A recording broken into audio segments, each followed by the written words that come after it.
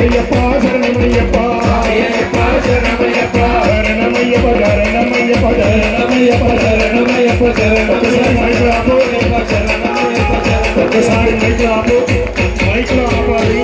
మైక్లో చెప్పకండి. ఇప్పుడు అందరూ కూడా ఒక్క స్టెప్ స్పీడ్గా చేద్దామా.